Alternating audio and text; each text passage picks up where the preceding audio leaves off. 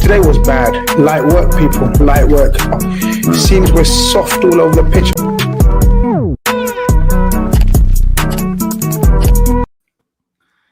Good evening, guys. Good evening. It's not your usual host. Usually it is Grizz, but unfortunately Grizz had a family bereavement late last night, so he won't be joining us tonight. So prayers and thoughts with Grizz and his family. On a lighter note, I am back after a little bit of a sabbatical on Sundays. I'm back with Soccer God, my fellow statesman, my fellow American. How are you? Yeah, just enjoying all this great weather that we have, and some others don't, but I'm sure we'll get into that. What is it today? So we talking Fahrenheit here, but in degrees, so it's I only know how to do Fahrenheit. It's about 75 Fahrenheit right now. So, which is lovely for it's 1 p.m. So it's going to get a little bit more warmer, I believe, Evan. Yeah. It's shorts and t-shirt weather, man. Exactly. And then we've got our fellow Scotsman from Dunfermline. How are you, Conroy? Not from Dunfermline. You know this. You said this the other week. I'm not from Dunfermline, but everyone's saying I'm not from Dunfermline. That's about 40 minutes. No, it's about 40 minutes the other way. But it's like, it's not technically, if Falkirk and Dunfermline play a match, it's considered a derby. So you're not. It's not a terrible shout, but I'm not actually from Dunfermline. But I know what Abby's like. He's just going to go for that now. So I'm from Dunfermline now. Apparently, that's it. But yeah, I'm doing good. Thanks. You know why I say Dunfermline? It's such a random name. But was there not a Liverpool player who played for Dunfermline on loan? I'm sure Adam Hamill. Adam Hamill, right? Yeah. And then he went to another Scottish team, I believe, as well. Or was he just? I think he was he at Hearts for Barnes, a bit? I know he had a career. No, St Mirren. He was at St Mirren, I think, for a bit. St Mirren, he was at for a bit, and then he was at Dunfermline because he scored a wonder at Celtic Park, didn't he? Yeah, he did. Celtic. I think. He did, and then he scored for. It was either Hearts or Dunfermline. I think it was Dunfermline. Sorry, St Mirren. He scored against Hearts, I'm sure, and then he played for Barnsley, didn't he? Because he scored in the playoff final. So yeah, there you go. I see. That's why I said Dunfermline, because I used to like Adam Hamill, a bit of a maverick for me. Good player. Yeah, Tony Gallagher, the Liverpool left back, who they just sold. They got him from Falkirk, so. Yeah. Well, he was rubbish anyway. Yeah, I'm just saying, just fun facts. Yeah. And Big K, big sexy Kevin Nash, as I call him. On my phone, I've got him as Kevin Nash. But Big K, how are we, man? Yeah, I'm sweet, man. I'm sweet. I'm not enjoying the luxury weather that you man are killing it up in the US. So listen, you're always welcome to come, man. Mate, I'm gonna have to come over there, man. It's pissing down with rain. I don't think we've seen sunlight since the morning. And my missus's fight gym just got flooded today as well. So they've been clearing that up all day. So it's been pretty treacherous. So if you think it's been treacherous and I'm complaining about it down south, as Conroy's smile will suggest, it's 10 times worse than further north you go. So Lord knows what it was like playing on that fucking pitch in Burnley. Yeah. But listen, we're used to it. This is the thing. You're used to it. It doesn't even bother me anymore, to be perfectly honest. Just get used to the weather. It's what it is. Listen, you know, Scotland get 3 days of sun. We have a summer. We get 3 days of summer, and we enjoy it. Exactly. Oh yeah, I bet you enjoy it. I know you enjoy it. I've seen the voice notes that you've sent me recently. I bet it was warm then as well. Beer garden weather. You'll not see me for 3 days, and I'll come back to RedFellas. But before we start, we've got to give a shout out to our sponsors, man. CBD company Elite Me. Please go and visit them. EliteMe.com.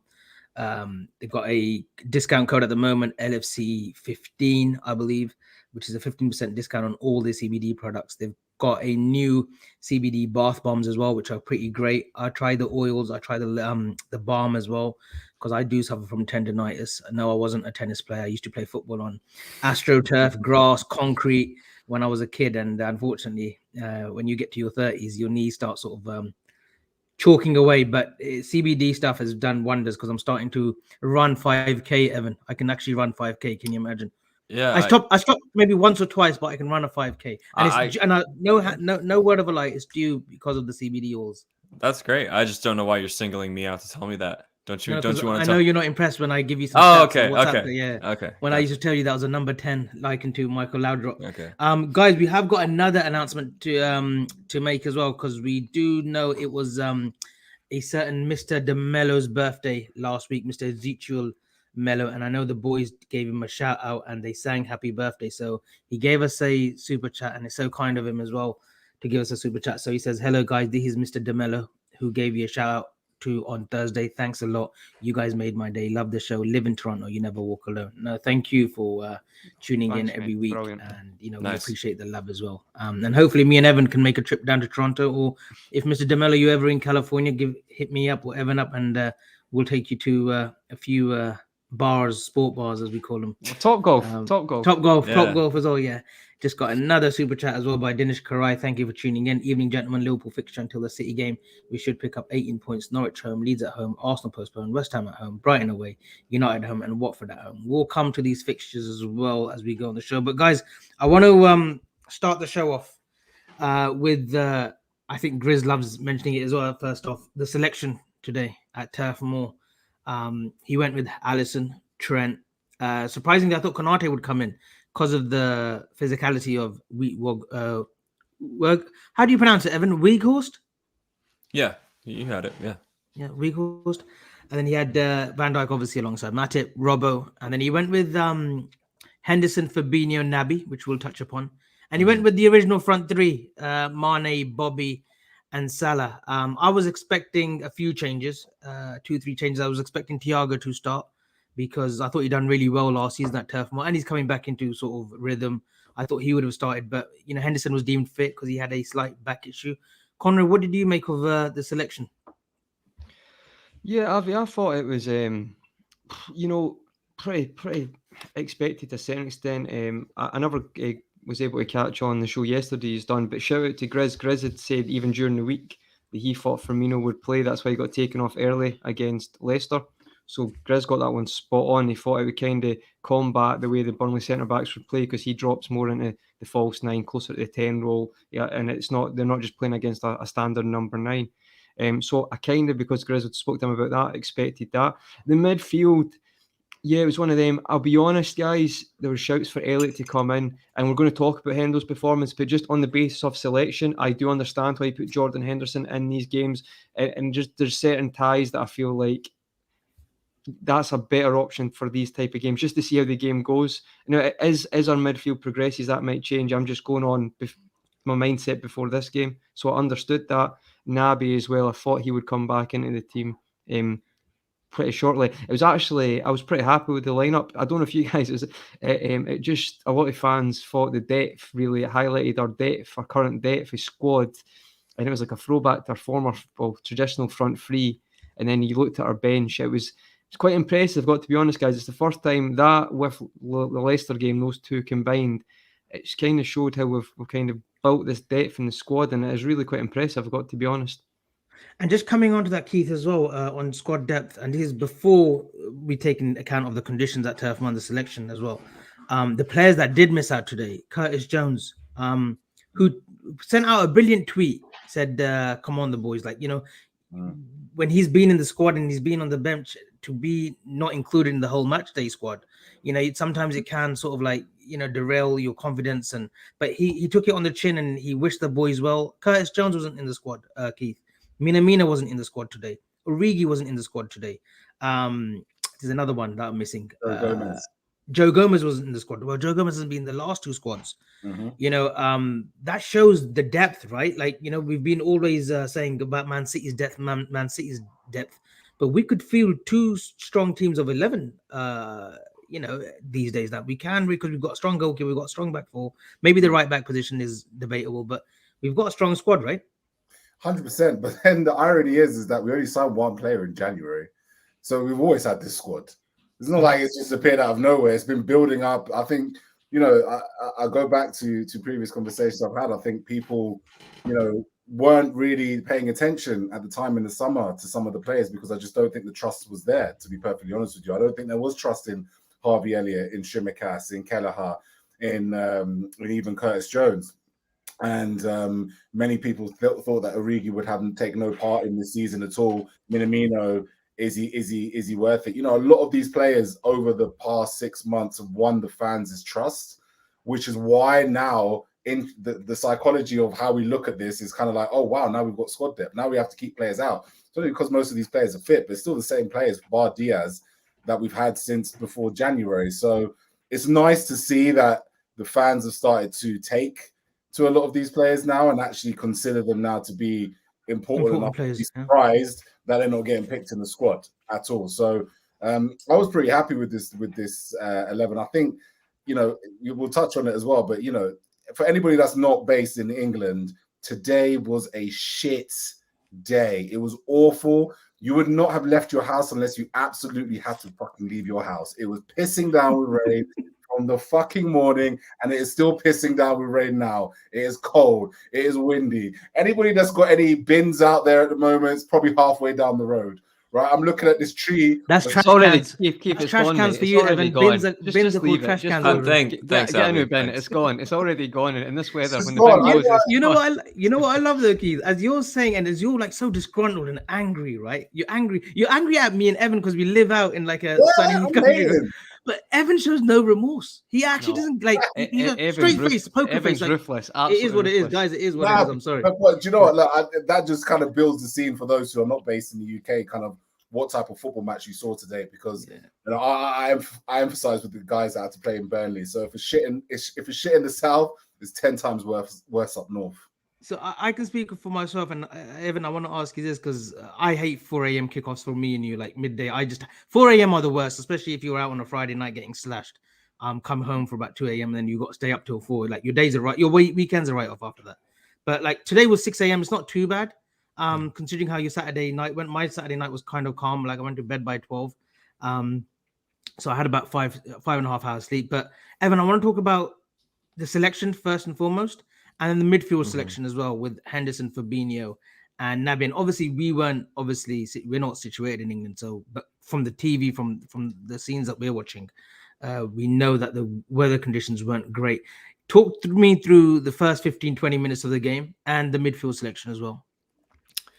The midfield selection was, I think, a bit predictable. I think you had to play one of Ox or Keita because we obviously have one eye on a Wednesday trip to the San Siro.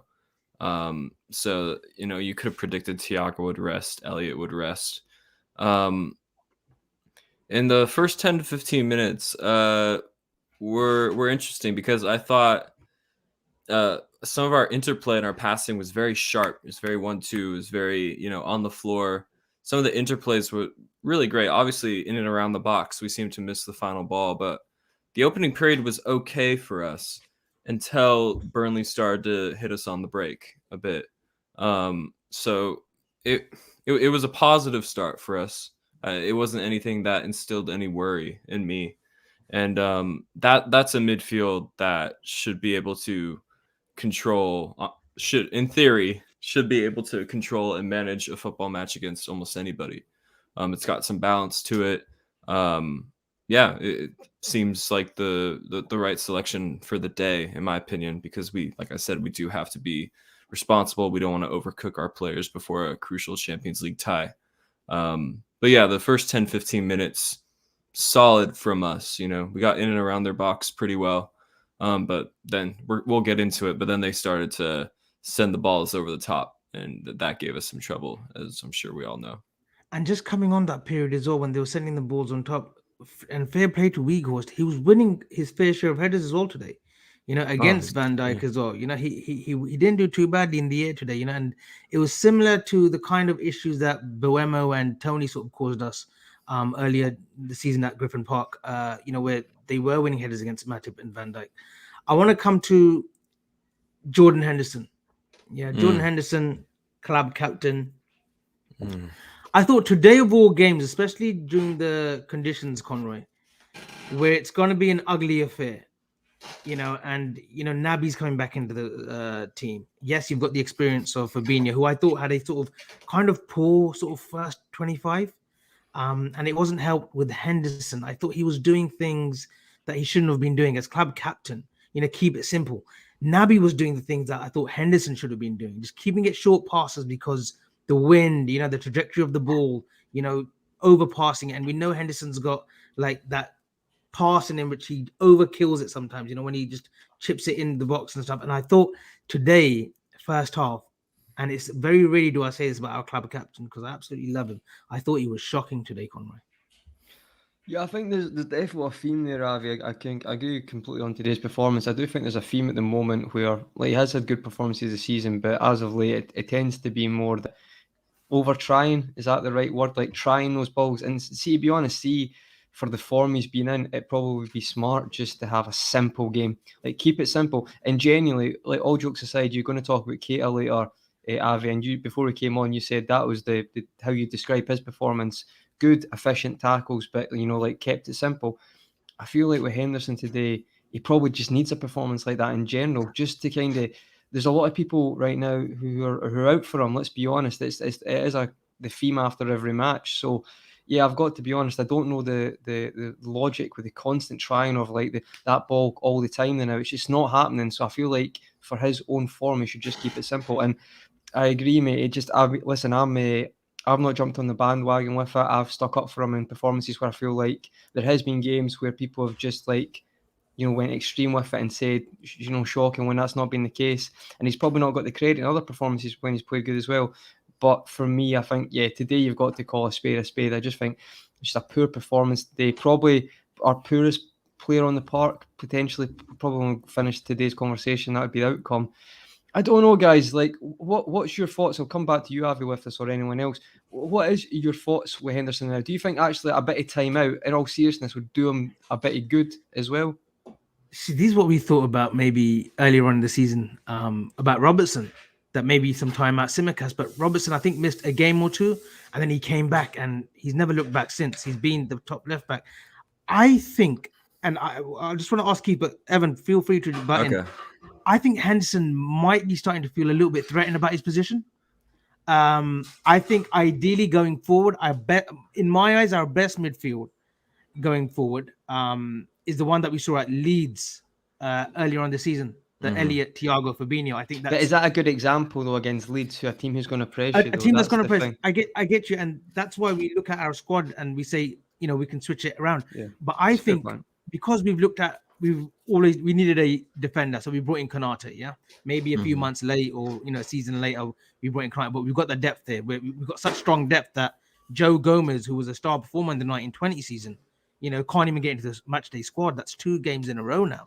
We needed depth up top, when the front three were lagging. So we brought in Jota, and then now we've got Luis Diaz who's come in, but Minamino have chipped in. So we've got depth there. I think this summer we're going to address that. I can almost guarantee it that we're going to address that midfield situation, that midfield sort of conundrum where we need maybe a combative midfielder now, with that we're looking for a different type. And that's where I think maybe Henderson now maybe feels threatened. I don't know what your thoughts are, Keith, but Evan, you wanted to say something before. No, Keith can go. Look, I'm gonna be a bit on the fence with this one, right? Because I did see all the tweets, and boy, literally, it's kind of like we've gone from crucifying FSG for not making any signings to turning the guns towards Henderson. But a lot of them are saved in drafts as well, Keith. Let's be honest, for most matches. But today it's warranted. I agree. You make a point, right? About that Henderson ball that he does is kind of similar to what Trent does, right, from the right hand side, right? Granted, yes, probably one of the more frustrating things is that he tries it and a lot of the times it doesn't come off. But if we're going to talk about specifically today's match day, all it takes is Sadio Mane to take the opportunity that's presented to him, and all of a sudden we're having a different conversation. Because when Henderson put that ball into the box, it bounced past everybody. Mane was the last person on the back post. All he has to do is make that extra step, and it's a tap-in. It's an easy tap-in. So again, there's certain situations where if it doesn't come off, then we talk about the whole. And as a performer and as a player, when certain things don't come off, then after a while it becomes a bit of a challenging situation. It was a challenging game. It was not the game, in my opinion, for us to really look at anything other than are the boys fighting for the second ball. Today was all about the second ball. It wasn't really about the play, the interchange, the triangles and stuff like that, because Burnley didn't allow that to be the case, right? They if we talk about the first 10 to 20 minutes, right? They went for that ball every single time that they could. And I almost say that, like when you play those fighting games, right? And you face, I don't know, the fire boss, right? This is the boss of fire, yeah? And the fire boss is based in a volcano because he's in a volcano, right? Because there's fire everywhere. So that's where his strength lies, isn't it? And you got to beat him in his own game. That's exactly what this was today. This was, you were going into the boss of wind, rain, the man who stood outside in the snow with no coat, right? You were in his conditions, in his backyard, playing his type of football. So it was perfect for him. And we played that a lot. And they played that a lot, and they got caught out offside, I think 3 times in 20 minutes. So things were working in one sense, but they weren't working in the other. Did Henderson have a bad game today? Yes, he did. He did have a bad game today, purely because we're very used to watching our midfielders be better controlled on the ball, right? Make almost smarter passes, be comfortable with possession. Henderson has never been that type of midfielder. Henderson is kind of like, I'm going full throttle, 360 miles an hour. We get that ball. We play that first time pass. We catch you while your line is high. I play that pass. I make things move really, really quickly. Today, he did not have the opportunity to do that. And when he was in possession, the fans behind the screen are screaming for us to calm it down a little bit because we're all on jitters, right? Because every time Burnley get the ball, the first thing they do was play it over the top.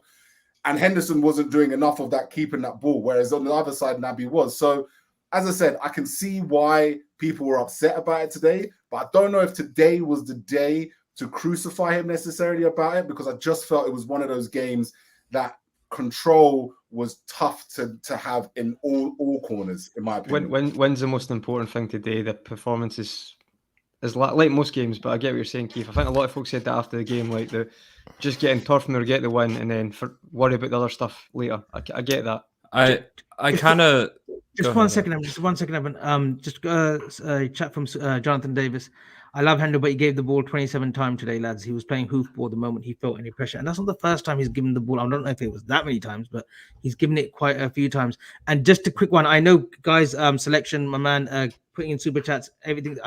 We really appreciate it. I will be saying them a little bit after we've said our little piece. So I've got the super chat started, so I will be saying them as we go on through the show. But Evan, go on. I kind of agree with Keith that today wasn't the day to crucify Jordan Henderson, but unfortunately I say that because I don't think this is in his top 5 worst performances this season. I think he's played 5 poorer games than that this season alone. The whole conversation around Henderson is he declining, or is he entirely unsuited to the way the midfield now plays, which, as we know, is drastically different in the post-Wijnaldum era? I think it's more of the latter. I don't need to be told that Jordan Henderson is a good player and what he can bring on and off the pitch. I'm well aware of that. However, the role he's being asked to play, what a number 8 in our system now has to do, it's entirely unsuited to him. It's absolutely unsuited to him. I've said this on the show before. Henderson was a more effective and assertive midfield presence when Liverpool were a more conservative team. That sort of flattered his skill set. We moved at a tempo and a pace that he was more comfortable with. What he's being asked to do right now just does not really suit him all that well. I could give a fuck about his signature cross not coming off. That is literally so far away from... He could do that all season and have not one of them come off. I wouldn't care. Because for me, where Henderson is hurting us is off the ball, in defensive transition. I can point to 3 or 4 games today, or not today, 3 or 4 games this season we've dropped points because he's not switched on in defensive transition, because he's pushed and pressed so high up, so reckless. And obviously a lot of this, it's a tactical thing. He's being told to do that. And Harvey Elliott would be just as far pushed up, anyone playing in that right-handed side of midfield slot. But it's tough because he's our captain and we feel an obligation to play him. And it's also difficult because the fan base is feeling an anxiety about us sort of being a window or 2 behind in our succession plan. And that is sort of chastised by us giving Henderson sort of his retirement contract here. We renewed his deal. He's on a lot of money now, and we gave him a bunch of guaranteed years up front. This has coincided with a major decline in his performances. So this is where a lot of the frustration comes from. It's a myriad of factors and things. I think if Liverpool return to the way they used to do the midfield, if they actually do find a like-for-like replacement for Gini Wijnaldum and decide to go back to that approach, I think Henderson could once again be a great cog in this team. But as of right now, what's being asked of a right-sided central midfielder is not up his alley. I don't think he's able to do that consistently. But yeah, like he said, I can think of 5 other games where I've after the final whistle blew. Well. Yeah, Chelsea comes to mind. Brentford comes to mind. Yeah, plenty of other games where He got assisted against Brentford, to be fair. Yeah, that's great. From the right But side, you know, you have to take that into consideration, Evan, because that's like me saying a match-winning goal, but you're terrible. We've got lots of players who do that, but we don't suddenly say they're a 1 out of 10. I was specifying that I can think of games where he's hurt us in defensive transition. I get that. I'd be more than happy to go through all the great positive offensive things he's done because I can. Hey, we got all the time in the world tonight. Grizz ain't here, so we've got all the time in the world. It's been such an up and down season because he's had some of his most impressive individual moments as a player. He's had 3 amazing goals I can think of off of the top of my head. He's had some great assists to Salah for the hat-trick at Old Trafford. It's been such extreme highs and extreme lows. And don't worry, Conroy, I was going to get to his highs because there's just in this season alone, there's vivid reminders of what he can bring. But the way the midfield is currently set up is ultimately incompatible with his profile. Just want to come into this super chat corner and then you can go from selection. Thanks for the super chat, mate. If Klopp is going to persist with Hendo, he needs to revert back to what he has been good at. We basically play with 2 in midfield and 4 forwards, Hendo one of them. Conrad, do you agree with that? Yeah, no, but I just wanted to say, I think Ev makes this point every week, and I actually think it's a very good point about midfielders, because he doesn't just talk about it with Henderson, like he's constantly referring to this tactic. What I would say, guys, so let's just I want to ask you all, say we take Henderson out of that, and we understand that's quite a big possibility. Who goes in there? And then secondly, do you still think there would still be issues with that in transition? Because if you put Elliot in there, now listen, Elliot's been brilliant, right? But again, we're like this. We're always like this, but we're not thinking about that Chelsea game. If we're playing that way, does Elliot still get caught out like that? Does anyone else? So this is what I'm saying. This is not defending Henderson, by the way. I just think Evans has been saying this point for the past month, and I feel like it will be interesting to see if there's someone else, if there's still issues with this tactic as well. And just wanted to just add that point. I have an issue with this tactic in general. I don't want to pick on Henderson too much. I think regardless of who slots into that right-handed midfield slot, there's going to be issues in transition. Let's be honest. A midfield 3 of Thiago, Fabinho, Elliott is going to get killed in transition by a team that actually wants to play football against us. That's why Wijnaldum brought such a crucial balance of like physicality and tactical awareness to the midfield. It allowed us to reach the pinnacle of football. But again, I disagree with the way this midfield is set up. However, if we're going to persevere with this, and let's be honest, it's we're halfway through February. We're not going to change now. Looks likely, yeah. Yeah, if we're going to persevere, and we are, Elliott is a better fit for that role. Jones at times has been a better fit for that role. Thiago is obviously made for this role. The numbers show it. So yeah, it's a tough world for Henderson right now. On your point, just on your point, and why it's so tough for Henderson in that role, and why it's so tough for Henderson in the midfield in general, is because the high risk we play now with these players requires players to be very, very good with the ball in tight situations where the opposition is pressing you in numbers, and especially when the opposition is literally like tanking us down that side in any given moment. You look at every single game we ever play, and you see the majority of the possession and the majority of the play for the opposition takes place to target the gaps that Trent Alexander-Arnold leaves.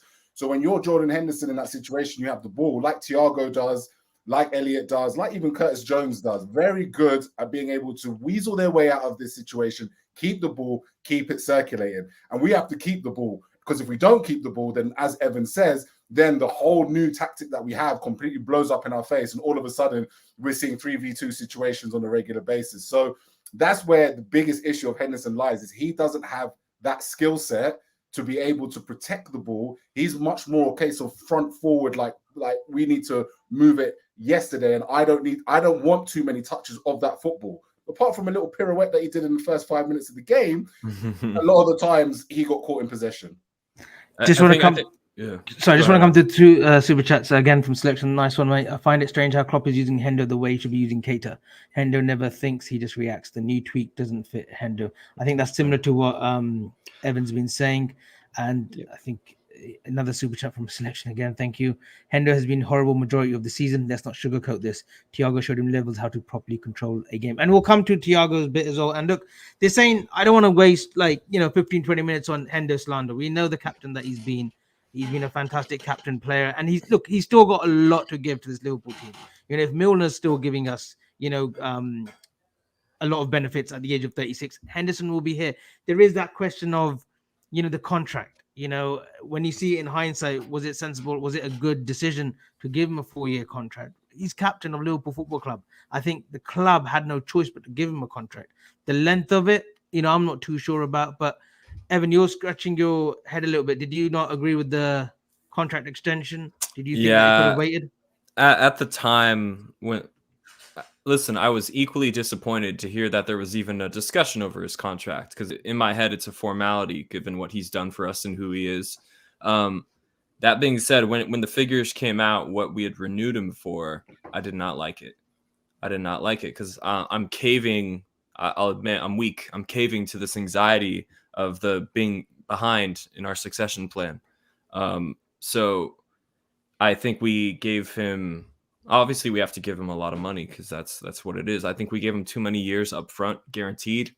I would have been happy for him to see out his deal and for us to offer him extensions like we've been offering Milner every single season. That seems to be a formula that works fine. I don't see why that can't be the deal for Henderson.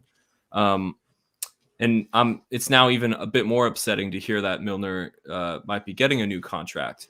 And I don't want these new big money contracts that we gave to Henderson, we might be giving to Milner. I don't want those to get in the way of a much needed midfield revamp in the summer. I'm of the opinion we need 2 players of a certain quality in the midfield this summer. So it fills me with some anxiety, but again, I don't have the numbers in front of me. I can't tell you conclusively that's the case. We'll Can I touch upon. can I just quickly? I know it's taking us longer, No, of but course, do you go. not still think there's a lot for Henderson in the sense of, so say hypothetically take Henderson out the squad right now, none of this nonsense about you can't be a club captain. We've seen several club captains who don't play every week. This is not an unusual thing. Yeah, but like Vincent Kompany done it a lot. He scores that screaming that season. I think he played like 13 games, so let's not go down that narrative. And obviously there is a lot he does for that team as the captain, 100% in that squad, and I believe that like it is like the way he is around the players. But also I think if you look at it, if I'm not going to be reactionary, but you could probably see that a Hendo could be a backup midfielder for every position. Even he's done a passable job. He's not. He's done a really good job as Fabinho in previous years. Maybe not necessarily this year, but people forget he was. Henderson's not going to get in his Klopp squad. Comes and does a 6 for like 4 months. Does really well. The 1920 season. But his win percentage of that season, I think, was like 87% with Henderson. So Henderson has earned his spot back in this team. This has not been a token. This has not been given to him. Like Klopp is ruthless, and he has made himself undroppable. But we're back to this after, I think that's been a couple of years now. And I think this was always going to be inevitable, I think, with the caliber of players we're bringing in. But I still feel like he is an asset there to the squad. Would you guys agree? Maybe the Milner rumours not right now. Maybe it's time to let Milner go. But I still think Henderson is of value. He's got a lot to give. I want Henderson to retire here. I don't get me wrong. I want him to retire here. I want him to have his testimonial here. I want us all to. Well, maybe a nice little stint in the MLS would be nice as well. Oh yeah, basically, I want him to spend his best years with us and the rest of his best years with us, but on an appropriate amount of money for an appropriate amount of time. I'm with Conroy because I know I've seen Henderson be great in every position in our midfield. I've seen him have great games in the 6. I've seen him have great games on the left side of midfield, on the right side of midfield. I've seen him have great games at center back for us. Like he's a valuable piece. And listen, Klopp's made changes and tweaks to this team. He's a pragmatic coach, but as we can see, there's stylistic changes. We could go back to a midfield in 6 months' time that's entirely suited to Henderson in his skill set and his profile. So I'm not on the Henderson out train. I just think it's an awkward. He's a square peg in a round hole right now. Is essentially what I've been. That's a good metaphor right now, mate. I've been spending the better part of 10 minutes trying to say something that lasted a few. No, words. you guys always get it right. It's when me and Abby, what is it? Abby says the string in the bow. We are terrible. That's a little BS, Conrad, about me, mate. But just quickly want to get through these super chat, then we'll get on to the first goal. Hatenda Samra, thank you for the super chat, mate. Issue is simple. He's slowing down his game was always based on physicality. Anyway, blame system, blame whatever. Take a minute to look at stats if you can't see it. Rahil Ullah, I believe. Thanks for the super chat, mate. Hendo offers us nothing defensively or offensively. He has lost what made him useful to us. Energy, legs covering for Trent. He can't even control the ball. Under pressure, he boots it. Should be a backup 6. I think that's a bit harsh. I think, I don't want it to be a total slander session for Hendo. And look, sometimes it's just rhythm. Sometimes he just, he can't get into rhythm. It could just be a little bit more games, He is out of form as well. Like we are saying that he's not playing well. We're just saying there's other factors as well. Not like there's other things happening. He's playing poorly, but to say he's not offered anything offensively, I think even Evan mentioned he's probably had some of his best goals he's ever scored this season. So best assists. So, in terms of individual moments of jaw-dropping quality, in terms of individual moments of jaw-dropping quality, it's probably his best season ever. But on the flip side, it's also his worst season ever, just generally speaking. So it's a weird one. I think the wording, like you said, Avi, is a bit harsh on that chat. Yeah. But I kind of see where that guy's getting at in the sense that what Henderson brings right now, it's neither simple nor is it expansive. It's neither risky nor is it conservative. It's kind of just very gray and very bland and very ineffective. I don't know. Yeah. Talking about colors now, so I'm gonna stop. coming to the, it's been great because it's been 36 minutes and we're talking about the club captain. No, but that's us. Listen, that's us. We'll chat, of course. We'll chat. He's a big topic. It's great because I didn't want to comment too much on the game because I just thought it was a little bit of a drag. But coming on to the first goal, which was on the stroke of sort of half time in the 40th minute, I believe. We had a few chances. We had created a few chances. I think Mane was unlucky with a double save from Nick Pope from Trent's cross. They tried the high line. I thought we were superb at that today. I know, Keith, you're a big fan of the high line, but today I thought we were imperious. I think Cornet tried to go in a few times. Weghorst, I think Ashley Barnes when he came on. Oh, okay. Can you please not interrupt when I'm in my rhythms? No, that's okay. But that's just an easy one. Maxwell Cornet. Maxwell Cornet is French. I'm a fan, by the way. Fan of him. He's a good player. He's a good player. So, I thought we played the high line, but just coming to that goal, it was one of those games which it was just, I was always sort of like nervy. I think I explained this today as well. Like one of those stadiums that I absolutely hate when Liverpool go, because even though we've had a great record in previous seasons, it's just it's Sean Dyche and the whole sort of football that they bring to the Premiership. It's not for me. But I don't want to discredit Burnley because look, they've been in the Premier League for quite a number of years now, and they shouldn't be. Very limited budget as well. With Sean very limited. Very limited. I think they've got new American owners as well who are very limited with their spending as well. They'll fit right in. So there's maybe lucky more that we've got comparisons. FSG, eh? There's maybe Lucky more we've got FSG. comparisons. But just coming into that first goal, I think it hits. I think Firmino has two slices. What is it? 2 bites of the cherry. Two bites of the cherry. Two bites of the cherry. There you go. We got one right, Conway. And he gets the goal, and I think that's the 7th goal of the season. I know he's got a couple in the FA Cup, but I think that's his 7th goal of the season. And he gets the goal, and you think, okay, now we can relax. Going to halftime, 1-0 up, because 0-0 going to the dressing room. It's one of those that the longer that this game goes on, the longer that Burnley will fancy themselves nicking a draw. And nicking a draw where they are at the moment. I know they're at the bottom of the league with a few games in hand, but it wouldn't have been the worst result. So for me, Evan, the goal was that was the most all important moment, obviously in the first half, but it came at a crucial time, didn't it? Yeah, absolutely. And our set piece deliveries today, just in general, I thought were very good. That was our 3rd corner of the first half, the one we scored from, and the other 2 were very dangerous. Nearly found Van Dijk on both occasions on the previous 2 corners. Great flick on from Mane. It's just instinctual. I'm just trying to flick it into a dangerous area. Sure enough, he does. And, our false 9, Fabinho, just took care of the rest. You know what I mean? The new false 9. I'm happy for Fabinho. He's got 7 goals. I don't think he's scored his customary 35-yard screamer yet. So we're still waiting for him to cash in on that. Yeah. Hopefully against Man City again. That would be great timing. Yeah. So if you're listening, Fab, Try to cash it in and around that time. That would be great. I'm happy for him. It's nice to, Burnley got Burnleyed. You know what I mean? Yeah. I mean, yeah. We went to Burnley and we Burnleyed Burnley. So what's not to smile about?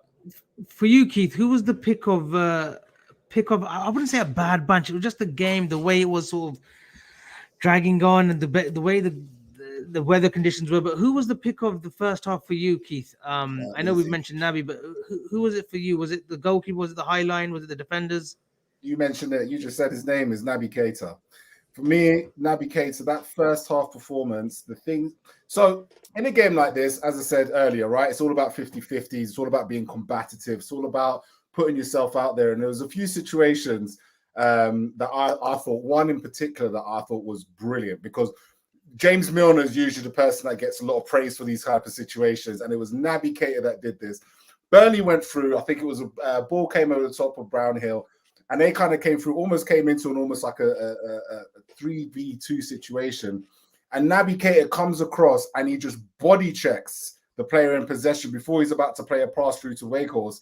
And that body check sends him a little bit off skill, and the ball that gets played to Wakehorse isn't good enough and it gets smothered. And I thought that was such a smart thing for him to do, put himself in there physically, make the player, put him off balance and ultimately kill a counter-attack. So that was the first thing I thought was brilliant.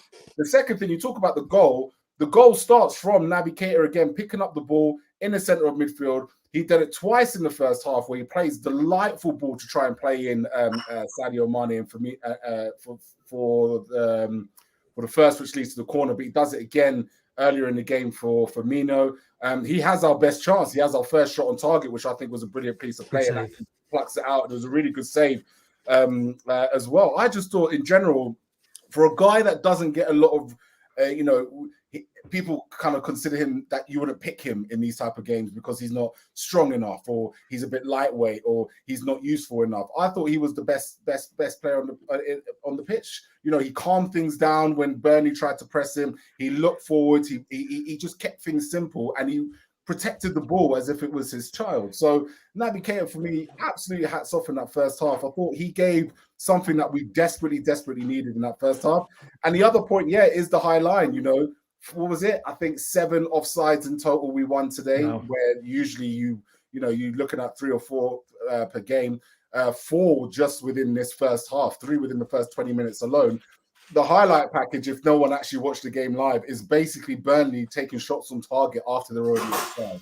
So when they're doing stuff like that, and Match of the Day have to put a package together where it's chances that not even real chances, that's how you know how good that back four was today. They were so switched on, so in sync with each other. And that's how you have to play Burnley, because again, if you just step back just a couple of meters deeper and you try and play that little bit deep, all of a sudden that ball that goes over the top, Wakehorse is coming down, he's bringing that down. All of a sudden, they're 20 yards further in your box, right? All of a sudden, they turn around and they're charging at you, and it's 3v4. It's it's 2v2 in the midfield. So that's for anybody that want to watch the full highlights, go watch that, because ultimately that high line today was the reason why Burnley just could not break through us at all. So it was actually our best defender in a weird way, because it allowed us to be on the front foot. So those were the 2 highlights for me in the first half, for sure. You used a word there which highlighted that performance of Naby in the first half: composure. And Conrad, I want to come to you. When the midfield around him, and I said that I didn't think Fab had a great first 25 minutes, 30 minutes. He was just getting himself into the game.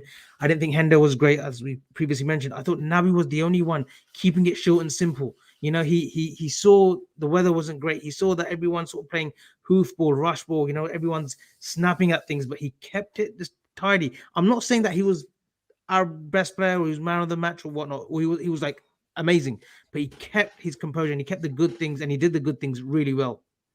Yeah, I think the thing is, you got to play the occasion as well. And if anyone thinks you're going to see a tiki-taka or a gegenpress masterclass, well, to a certain extent, the pressing for our tactics, but you're not going to see liquid football today. And I think if you should know that from the previous encounters, you know what you're going to get.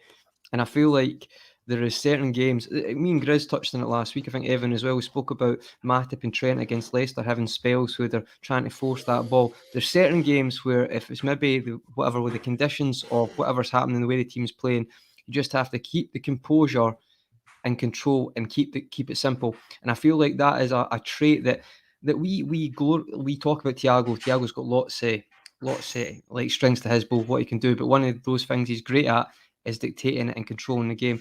I feel like Naby today, just having that simplicity and just calming it down and keeping it simple was a real strength, especially in the occasion today. And I think, you know what, it should be. I know some people I've seen on Twitter, some people think he didn't have that great a game today, and we're saying, you know, I agree, I thought he had a good game. To me, I think in these occasions that's important, especially for the encounter with Burnley. So I was quite happy with that. Just to add, Avi, on my kind of performance of the goal we scored as well, just a little additional point. If you look at Leicester, set pieces or having success from set pieces are invaluable. I think it might have been Keith, I don't know, it was you on Twitter, Keith, you mentioned that we didn't score a single set piece in last month, or it was something like that. So that's Leicester in the 35th minute. Really important time to score before half time. That's massive psychologically as well. And then today again, just before half time, through Trent's corner and Manny's flick on. These are very valuable, and we are in this title race, guys. If we win our game in hand, we most likely definitely are. I'm not saying we're going to catch them, but I still think it is a possibility. And with those set pieces, if we're getting them back in our locker again and actually having some success from them, I think that's important, because you cannot play amazing all the time. You need something to bail you out. And I feel like it's crazy. Like, we have the best set piece record, but we're all four of us watch some games and you're like, this is the most nuts stat ever. This makes no sense, because you watch some games and they're horrendous, but I'm glad they're working out again. Just a comment from Hassan, don't forget Burnley were coming into this unbeaten the last 6 or 7. Winning ugly just showcases the skill set this Liverpool team possesses.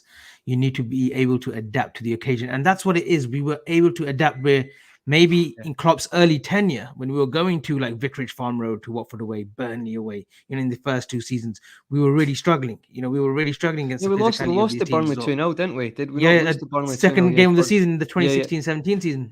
We did. We lost 2-0, in that luminous kit. And then obviously Watford, we used to get, I think, in his first 3-0 twice. So, it shows that, we can special. Bogdan special. Wow. Less said about him, the better. But I do want to come to the midfield now. Like Fabinho, I think that's his 7th goal of the season, Evan. We've seen contributions from Ox. We've seen contributions from Jones, contributions from Thiago, Elliott. Is that another facet in our play that we're getting more numbers from midfield, whether it's assists or goals? Yes, I think the new midfield setup that I don't necessarily agree with, it's resulted in probably some of our most prolific numbers ever, attacking wise. If there's one thing we're not in short supply of, it's goals this season, and a lot of that has to do with what we're able to do starting from the midfield. Ox popping in with contributions. Keita's had 2 incredible goals. Henderson, we've already talked about his. Fabinho on a scoring streak, best scoring form of his life. It's something that we maybe didn't have a few years ago when we were so reliant on the front 3. We all wanted goals from midfield. We all wanted more ambition from Gini Wijnaldum. But it's funny now that we sort of have more goal contributions from midfield, I'm asking for a return to how things used to be. It's just the paradox of being a football fan. That's football, mate. That's football. Yeah, that's football. But what's undeniable is we definitely were a better team.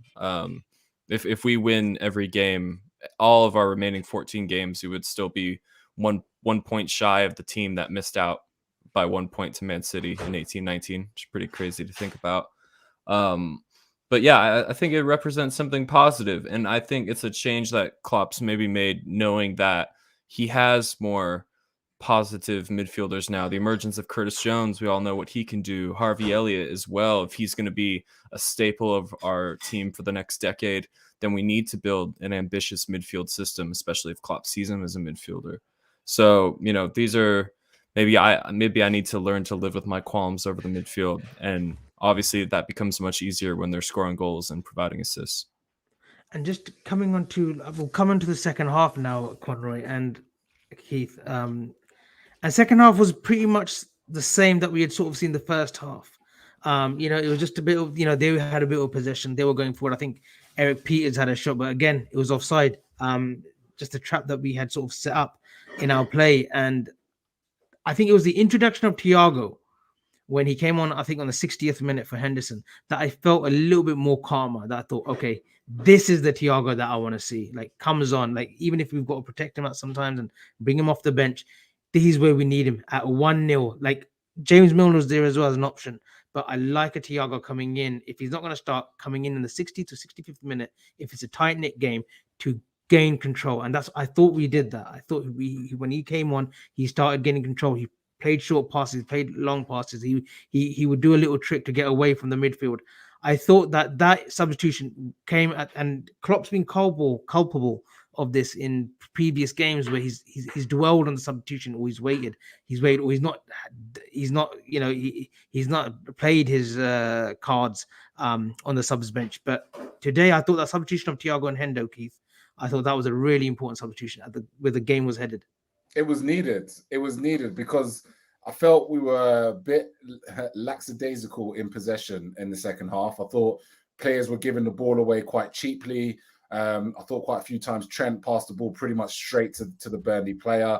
I thought the front three today were largely ineffective. Me and Evan had a bit of a chat on Twitter about this, and I actually probably recap my statement, and I actually completely agree with Evan. I thought Firmino's passing again today, that layoff, or when he was turning, he was playing the ball, was just going straight back to the Burnley defense. And that's why Thiago was bought. That's why we love Thiago so much, because, in situations like this, we have been here before where we start to get a bit lazy, we start to get a bit comfortable, and ultimately, all of a sudden it's 1-1 before you know it, because we keep giving the ball back to the Burnley team. And just before Thiago comes on, it could have well have been 1-1, because Ben Mee probably has one of the best chances of the game with a completely free header in the box. So once Thiago came on, again, it was a situation where he just oozes so much class, man. It really, really pains me to think that we've got a player that we cannot rely on, and it really, really bugs the hell out of me, because he's just, he's been back after 2 months. Do you know what I mean? Like, it's crazy to think like he was not with us at all throughout all of December, and when we could have done with him, right? We need him in these situations. We need him in this team, because if we're going to try and play the way we play in midfield, we need to have the ball more than the opposition. The opposition, we should, we should be almost like Manchester City, right? Death by 1,000 paper cuts, because the way we play so up front in the opposition's half. The minute we give the ball away, we're open to counter attack. So Thiago makes one.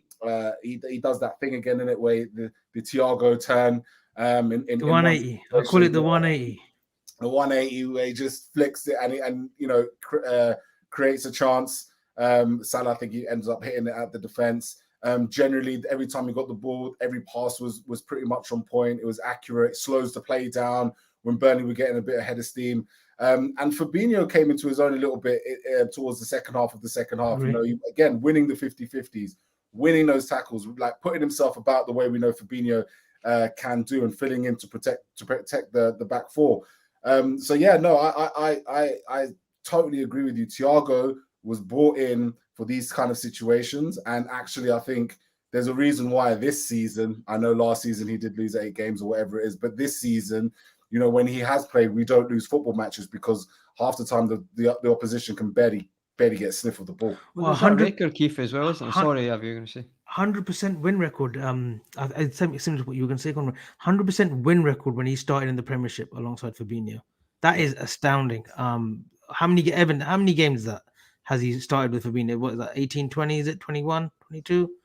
You're on mute. For God's sake. He said a Keith. Keith, calm, dude. Keith, it's like 65-2. I need some Evanology stats. It's like 65-2. We're not quite in the 20s yet. Okay. Avi, we're at about, I think, 16 or 17. And guys, keep in mind, this sample size comes from when they had like Reece Williams playing behind them as well. Yeah.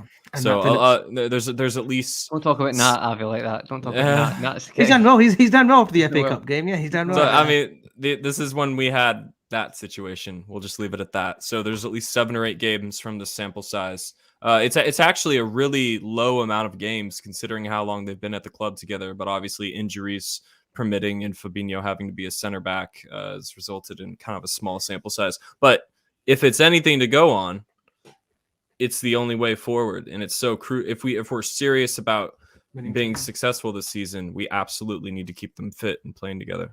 Totally agree with that. I think everyone agrees with that with Thiago. If we can keep him Absolutely. fit, It's not starting surprising. It's not because surprising, though, is it? Am I the only one who's not surprised when I see him do this? Because I know how good he is as a Mhm. footballer. To Like, do what? just What do you mean? when he he's a world class midfielder. So when I see him do that, it's like, don't get me wrong. Maybe I should be more like, oh, that's amazing. But I expect that from him. From him. Like, Yeah. and I don't expect the consistency because I know he's going to miss certain games, and that, as Keith said, that's annoying. But is these performances like, it doesn't blow me away. Well, maybe it does blow me away, but like, I'm not surprised by it, if you know what I mean. Because like you know how good he is. And I think, to be fair, I think at the start of the season, I said he might get in the team of the year. Now, that might not be the case because of the games he's missed, but that's how confident I was because you know the ability of the player. Like, he doesn't lose his ability. You know, like last season was a turmoil season, and I think that's so apparent now as everyone was trying to deny it at the time. And I mean, it's quite apparent now. We finished third last season, and now we're basically us in Man City. As I said, we are on a different level. When we could have easily missed out on top 4 last season as well. Yeah. Let's not forget about Probably that. should have. If you're we should against have. us, you should do better. Like, the teams around us should have done better. They shouldn't. But every time I'm having a bad day and I'm feeling down about myself or maybe life in general, I remind myself I live in the alternate universe where Allison scores from a corner and we stay in the top 4 race. I remind myself that I'm living in that plane. You replay it as one of those inspirational sort of videos. Oh yeah, absolutely. Yeah, like when the chips are down, just play that Allison video. I'm in the right universe. There's a parallel universe where we're playing in the that Conference hits the League. post. That hits the post. Yeah, it hits the post. And we're playing in the Conference League. You know what I mean? Metaverse. Oh man.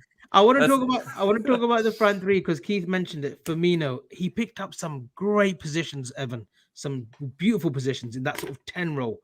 Picks it up, drives forward, but that final pass, and he's frustrating about Bobby. And look, he's again a player that I love. I absolutely adore Bobby from the moment that he walked in, the moment that Ian flew out to South America and got him signed up.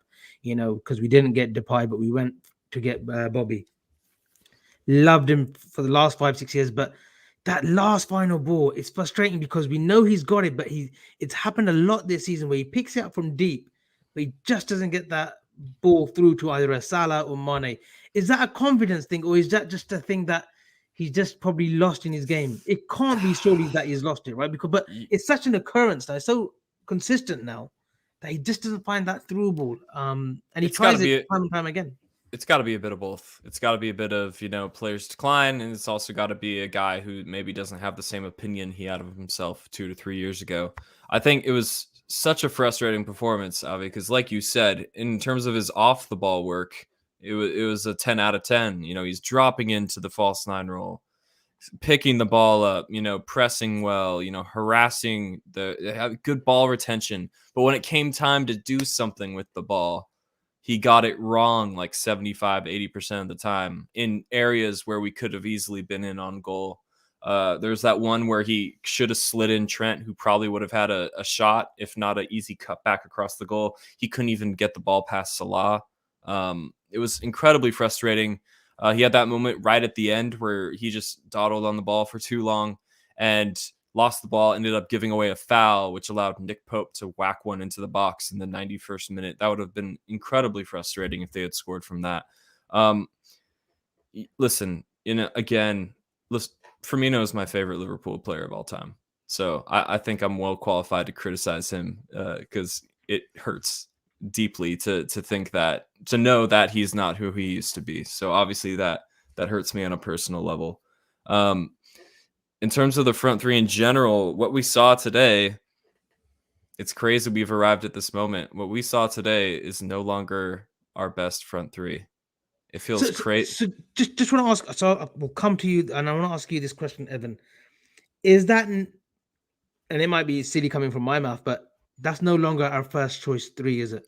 No, it's not our first choice 3, and it's certainly not our most effective front 3. And to be honest, Avi, I think it's because we've moved on. We've wondered aloud, the 4 or 5 of us on this show, is Jota as sort of a fox in the box number 9 the next evolution of this team? And if the numbers point to anything, it's that. Definitely is. Listen, I'm in love with Firmino's profile because it is so unique. We've talked so much over the last 4 years. I've seen countless Firmino successor videos over the years. There is no Firmino successor. Let's get Well, let's in get your that eyes, done. in your eyes, there is, isn't there? Sorry, there's one guy, but he's in jail. Basically, we're not going to get him out, and we're not going to break in and get him out. So there is no Firmino successor that's available. So we need to forget about it because he's so unique as a profile. He still can bring something. Obviously, not every game will be like that. I've seen him have great games this season. I saw him. He's good against Leicester, I thought. Exactly. I've seen him even. I thought last season was obviously worse for him because he just couldn't find the net. But I saw him snap out of it last season. 2 crucial goals at Old Trafford. So yeah, he's far from finished. That's a bit of a strong word that gets thrown around a bit too easily on Twitter. But he is also not really in the conversation for if we were playing a Champions League final tomorrow and everybody was fit, he's not playing. Yeah, but I think I completely agree, Evan. But I know Avi, we're not going to talk about this much with Firmino. But I know you mentioned you think he might be away in the summer. Sorry, Conrad, real quick. I have to clarify who's in jail because the chat is asking. Okay, I'm talking, of course, about João Felix, who foolishly went to Atletico Madrid for 100 and God knows what million. 20 million. And now he's stuck there. He's got a death row contract. There's just no. Well, they thought he went literally in jail. Oh no, sorry guys, no one's actually in That's jail. the last thing that we want to talk about. The signing for Atletico Madrid is basically like going to jail. It's Simeone prison. Yeah. Prison. So I was just going to add, Avi, just a quick one on that. No, I actually think, right, yes, I know he's had quite a few poor games, but I honestly believe it would be smarter to keep him because there's games like maybe today and other games there would always be where when he's playing with a stronger team around him as well, like compared to last season, he's had strong teams. I still think he adds a lot to certain games. I feel like you can still have a Firmino game where you're like, he was one of the best players on the pitch. It's just, I understand. I think his decision making at times, I don't think it's a decline. I think it's just form. He's not exactly the same player, so okay, maybe a slight decline. So I'll rescind that. But for me, Firmino has always been the type of player you can just tell that he plays the game with a smile on his face, and he's like a bit more not lackadaisical, but he is like, I've seen him try passes on the halfway line where it's like if you lose that ball, a team's in, and it's like that's the way he plays. And I feel like at times that this is not just this season. I think that's been frustrating in the past as well. But that's the player he is. You get so much strength from that, and you get so many goals from that or attacks. But for me, I actually think it'd be the wrong move to sell him. I think it's the best time to keep him because he adds to the depth. And you're not going to get, as Evan said, there is not another 10, especially with our model. So if you even send João Felix, but you're not going to get anyone false nine like that who can do what he has. That is something I don't even think it's the genius of Liverpool. I think it's like Klopp's tried him there, and with his skills, it's came off. And obviously, Klopp's it's a masterstroke. Don't get me wrong. However, I think the kind of pieces fell for that. I don't think you can just go and buy someone and that works out. People might disagree, but I think he's a one-off, like Evan said. Conroy, I have to agree with you 100% because you're right. For some games, he's perfect. We've already established, like systematically, tactically, Firmino was the perfect inclusion today because he kept finding space. First half, all throughout the second half, kept finding space in dangerous positions. He was always the catalyst for the counterattack that ended up not being a good thing because he couldn't pass the ball. However, if he was on it today, like Keith pointed out on Twitter, maybe some more favorable conditions for 1-2 passing. If he was on it, it would have been a masterstroke of an inclusion. It just didn't go his way today. He was off it. He was off his game today. However, like tactically, Firmino worked today. Objectively, he picked up the ball where he was supposed to pick up. And the ball. Grizz got that spot on, so Grizz he'll be gloating about that next time because he called that one. Big K, I want to come to you because Samanuske. Have I said that right, Evan? Samanuske? Yeah. Samanuski's in the chat. Big up. And that's Japanese. Yes, we all get it's Japanese. Yeah, Japanese. Big K, I want to come to you. Personally, thought it was one of Firmino's better games. Just the final ball that was lacking from him. But where do you stand on the front three? Or is it a front three anymore? Is it just like a Klopp three, whatever he chooses now? Is that front three sort of gone? It's sell by date. I don't want to say that. I don't want to be too harsh. But do you think that we're going to see less of it now? And where do you stand on like Bobby, like going forward? Like, is he a player that you want to keep this season and beyond? or do you feel that the club, with a year to run on his contract, that they might listen to some offers?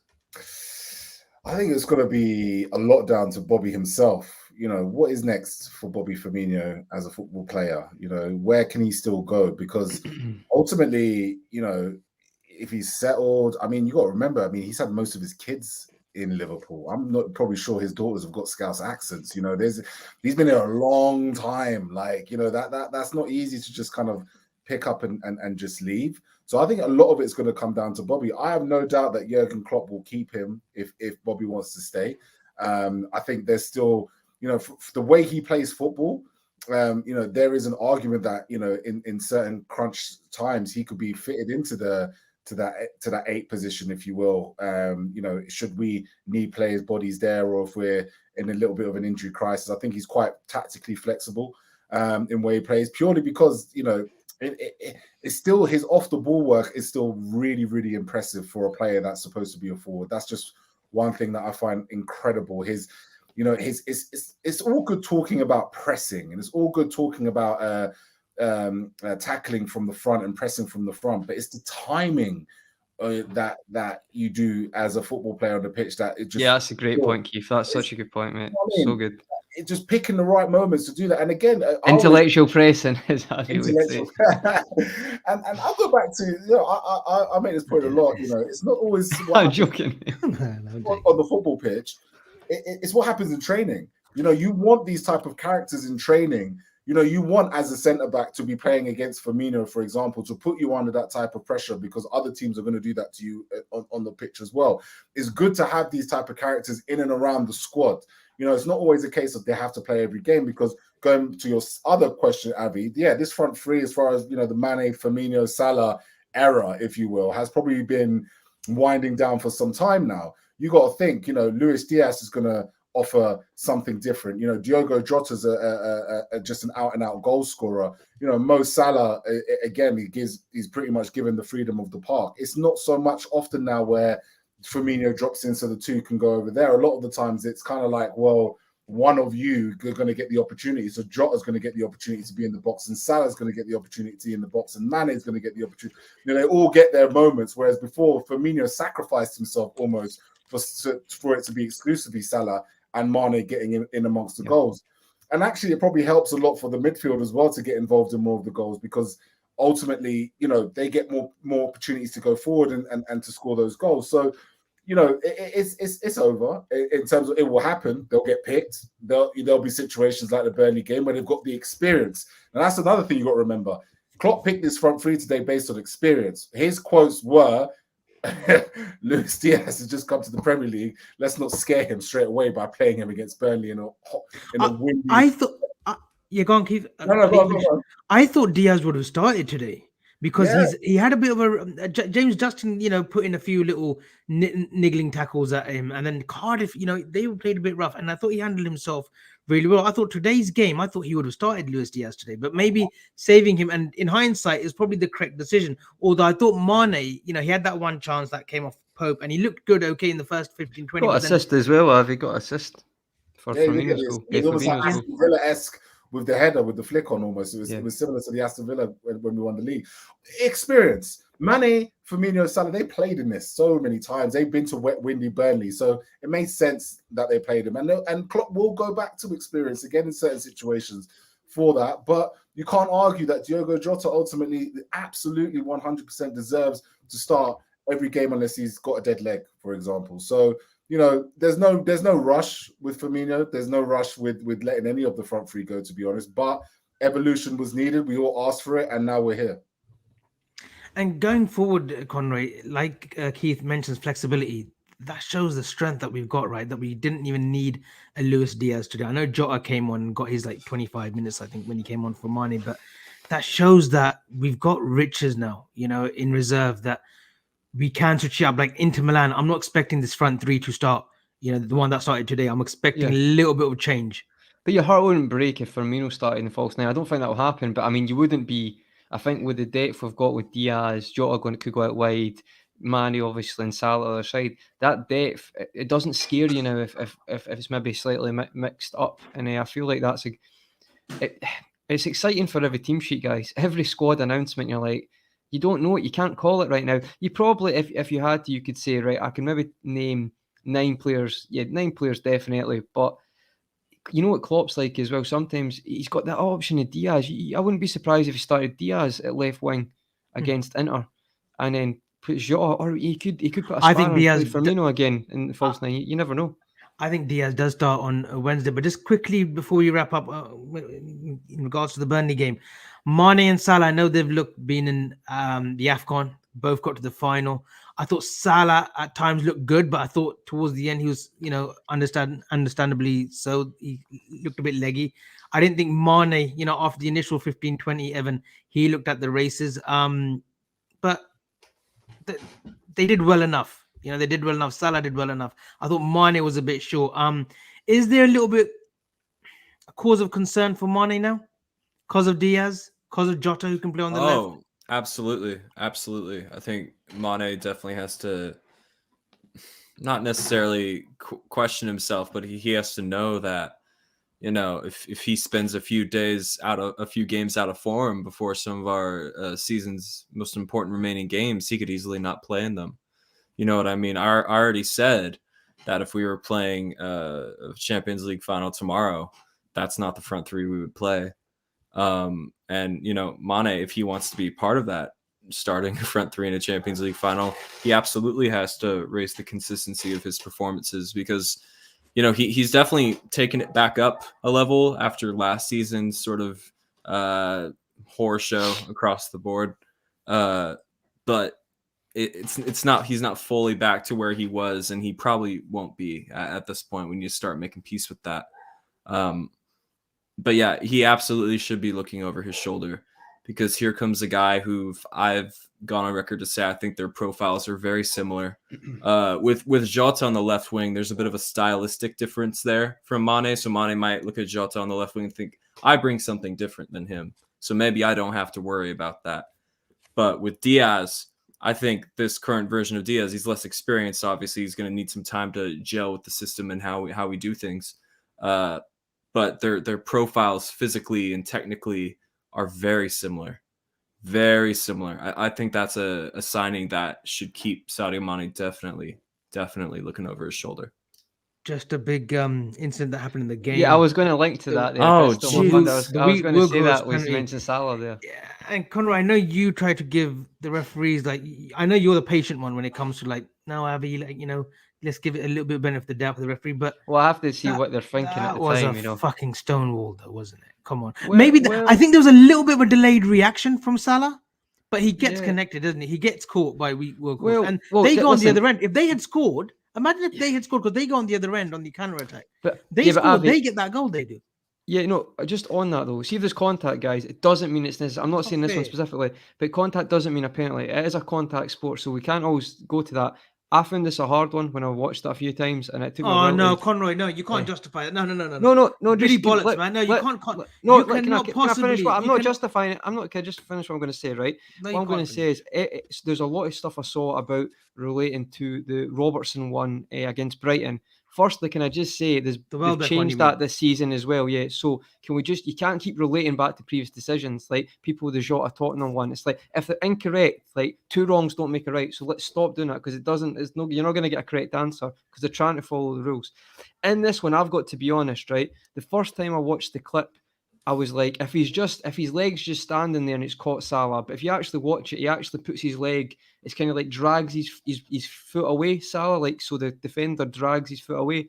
So when I watched that, I've got to be honest, that is a pen for me, because he's clearly putting his foot towards it and has a motion. It's not like Salah's ran and touched and then fell. So for me, I don't think it was an absolute stone wall, but when I watched it a few times there, I think it should have been a penalty.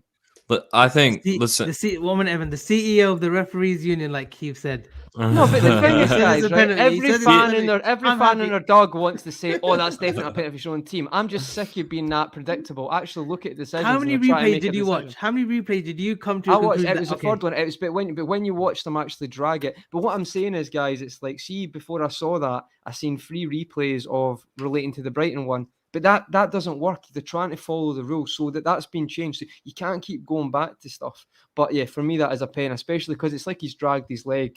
I don't know what the Burnley defender's actually thinking, because I was thinking about this. Yeah. If you play football, I don't know why you'd maybe run into someone, but you'd never like put your leg towards them. It was Weghorst who put the leg it was out. Strange.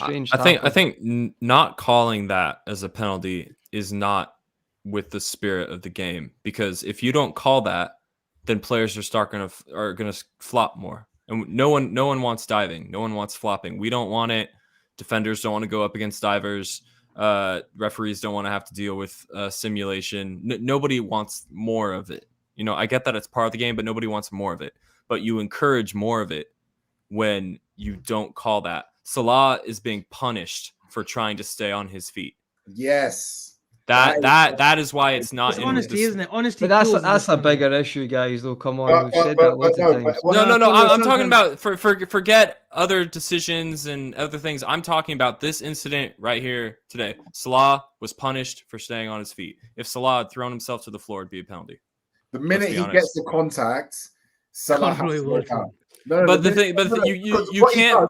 What he does is as he's got the contact initially, the contact's imbalanced him. But like Evan has said, he's still trying to go for it, and obviously he's already going for it, already out of balance and falls to the floor. So again, the referee. But again, you got to think about it from a perspective. It's all about interpretation. When you interpret that situation, obviously us as Liverpool fans, we interpret it as that it's a stonewall penalty.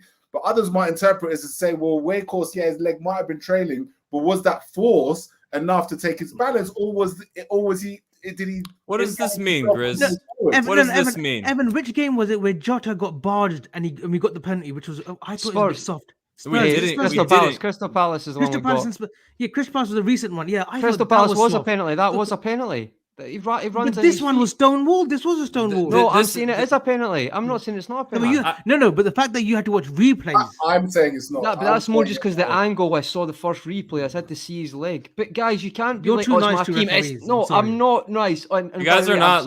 You're not listening to Conroy. He's saying it's a penalty. He's saying you can't bring up penalties from last season because they've changed the interpretation of the rules officially. So you can't go back to that. If you're gonna, you need to argue from a different point, is what he's saying. Thanks, Evan. And can I just add, see the Walton shouts? I'm not having that I'm not having that, because if I was Peter Walton on BT, Rio Ferdinand and Robbie Savage would be getting put in their space because they don't even know the fucking rules of the game. Never mind anything else. I wouldn't be on the fence and be like, all right, mate, tell me what that means. They've not got a clue. 2 yellow cards don't make a red. Honestly, if I'm Peter Walton, I'm actually putting them. They're getting in a train and they're going back to their house because they shouldn't be in that studio because they don't know the fucking rules of the game. Can I bring up before you become a pundit? Honestly, it's embarrassing. Level punditry is embarrassing. So don't call me Walton, call me Conroy, Oliver, whatever you want. But I wouldn't sit in the fence. I'd be telling them what they don't know. But apparently, footballers should be refs now, as Avi would say. Yes. Maybe know the rules of the game first. Fucking hell. I think we need to talk about how Liverpool spend. I'm not even going to look at the comments now because they're going to be going. Yeah, Conroy, take time out. Conroy, time out for you. Get the yellow towel in the NFL. Yellow towel. Time out. Go on. We need to have a conversation. I'm not. Again, let me preface this by saying I'm not saying there's an agenda against Liverpool from PGMOL, but we need to talk about how the way Liverpool play football, we spend the second most amount of time. We have the second most amount of touches in the opposition area, and yet we have we're like 13th for penalties given in the last 4 or 5 years in the Premier League. It's insane how long we went without a penalty at Anfield. That's absolutely insane. Again, I stand by what I said. I think Salah is being punished for trying to stay on his feet. I think for me personally, this is a more blatant penalty than the one against Leicester, even though against Leicester, he got cleaned out, absolutely cleaned out. That was a dangerous tackle. And obviously there's a lot more contact there. However, that one falls into a gray area. There's no gray areas here.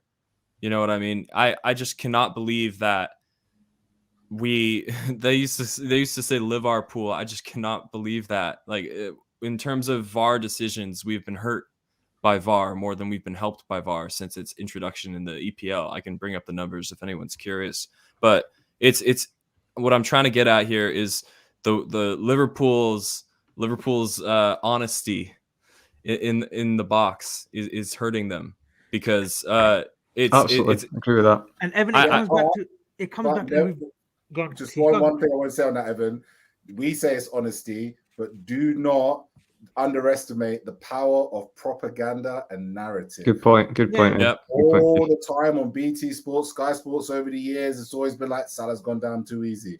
Salah's done this, Salah's done that. And you can't argue that all of these consistent, you say things enough times, water drips on your head enough times, you tend to believe it, you tend to go crazy, you tend to take over the psyche, and I think that impacts the referee's decision making when it comes to Liverpool. No, absolutely. And here's the thing: we know that PGMOL targets certain players, and I say this I say during their preseason meetings. I remember 2006 they had it was confirmed they had a 20 to 30 minute meeting all about how they were gonna stop letting Peter Crouch climb on people when he jumped for headers. Mm-hmm. I swear to God, this meeting actually happened. It actually took place. It's not conspiracy. That was after the goal scoring against England, wasn't it? Against Trinidad. They're like, this is what he does for England. We're not going to let him do it in the Premier League. So they have meetings about certain players.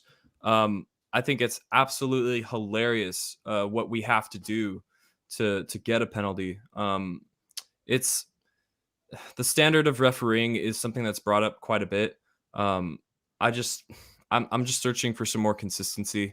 But it's crazy, Evan, today how I don't know who it was at Stockley Park today. If anyone wants to correct me, I know it was Martin Atkinson who was the ref, but it surprises me that they didn't even say to Martin Atkinson, go and look at it, go and look at the screen, because there could be a debate because he's clearly connected. He's not won the ball weak host, right? So surely.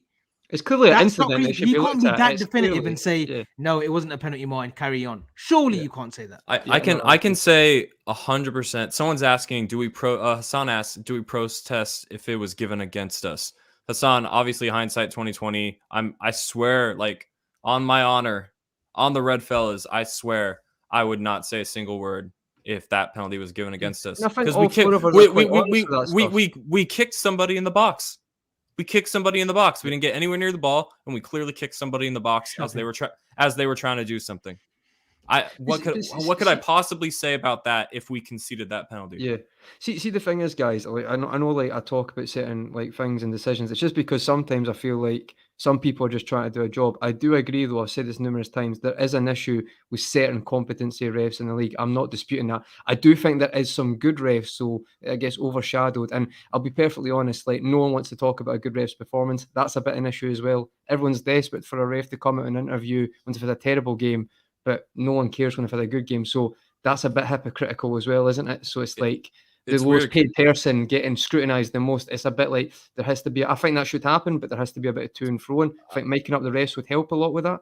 But sorry, everyone, I was just going to add, Dave, I just think there's a good chance now that if they change the structure or just changed who's in charge and stuff, you could actually, you've got some really good young referees there. You could change a lot of the culture, I think, because if you watch interview a lot of players, like, I know some people don't like Mike Dean, but see guys like Oliver and Dean, they've got a lot of respect with the players, like the way they ref the games. And I think Gillette as well. I know he's not the greatest season of VAR, but the Gerard Gillette from Australia, he's another good example of a referee. And I just think if they changed it, it could be very good. But the way they've left it, I just think it's always going to be a reoccurring issue with the way. Is it Mike Riley, Avi, at the top of the chain now, PGM? I think he is the coach here, yeah. It's we've arrived at the point where we start to talk about potential reforms, and Okazi says that we should give managers the right to challenge a decision on the pitch like in American sports. I like that. I like that part about American sports, but there's already too many stoppages with VAR. So let's focus on streamlining VAR first before introducing something else that can stop the game for an extended period of time. And then Diogo says, I want refs to explain their decisions to the media after the game. I'm more with what Diogo is saying here. I'm not saying throw Mike Dean in the post-match interviews. I'm saying there should be a Twitter account or a social media I handle. think they do put the reports in every game, though, guys. They hand the reports in. So I no. that's They write a It report would be on too the much game. scrutiny. They would never put referees out to like No, Sky. I'm not saying let's throw Mike Dean to the media. That's not what I'm saying. I think we should to an extent protect referees to an extent. What I think there should be is for those of you who don't know, in the NBA, when there's a really contentious ejection of a player, a technical foul, a flagrant foul that severely affects the outcome of the game, or there's a feeling that it was very controversial, what the NBA will do is they will tweet from a verified social media handle where they will explain the exact dialogue between the refs and the thinking behind the decision. Obviously, this is something that we don't need for every game. We don't need a full report tweeted after every game. However, for example, let's say that penalty incident that happened right now was in the 95th minute and it was 0-0 and we could have had 3 points and a penalty. I would want some clarification on what the dialogue was between Stockley Park and Martin Atkinson. What was said. For me, it's too enigmatic what's being said. I don't need Mike Dean to speak as long as we are about why he did or didn't give a call. I don't want that. That wouldn't be productive. No, I agree, Evan. I feel like you could have miking up could help, but the biggest problem is not be referees being mic'd up. It'll be footballers keeping their mouth quiet and not. That'll be one of the biggest issues of making them up. They tried this with what's his name, man? Derek Ellery or something, Mike Ellery. In 1989, it was a League Cup game, and the referee was mic'd up, but the Arsenal players didn't know, and the opposition fans didn't know. The opposition team didn't know either. You had Tony Adams and the likes of Tony Adams, Steve Bold, I think Lee Dixon, effing and blinding, and the referee was like, "Listen, don't swear." And Tony Adams like, "No, ref, you effed up." And he goes, "Listen, I'm mic'd up here." It was supposed to be like a test that they were supposed to do, but that's the issue. Like, if you do have referees that are mic'd up, and plus you've got Sky and everything that are reporting and during games and watershed moments and whatnot, you can't have players effing and blinding, and they will, because they will. they will. They've not got enough respect to not do that. Like, just real quick on the hypothetical solution I'm talking about, it wouldn't be recordings of what they were said. Just to clarify, the NBA like types up like a Microsoft Word document. Yeah. And it'll be like, here's Martin Atkinson talking to VAR. This is what they said. This is what he said next. This is what they said next. Short paragraph about what the rule is, cited in the rule book, and the interpretation on the pitch. It would be very. For me, that's something that could easily be implemented. Does it remove all controversy from the game? Absolutely not. Well, it doesn't, mate, because Michael Oliver got a decision right and they're talking about it for 40 minutes and footballers like, that's not common sense. All right, Rio. Are you talking about the double yellow on Martin? Double yellow, which is completely with the laws. That was a fantastic call, by the way. Footballers like, no, listen, that's not right. You can't do that. It's like, even though it's the laws of the game. So this is what I mean. You tell people this is the rule and they'll still complain. So I think you're absolutely right, Ev, but controversy will always be there because people just, I'm not going to get started in Rio Ferdinand and Robbie Savage the other night. When Michael Owen looks like the person is sensing that conversation, that's all I'm going to say. When that happens, that's all you need to know about that conversation.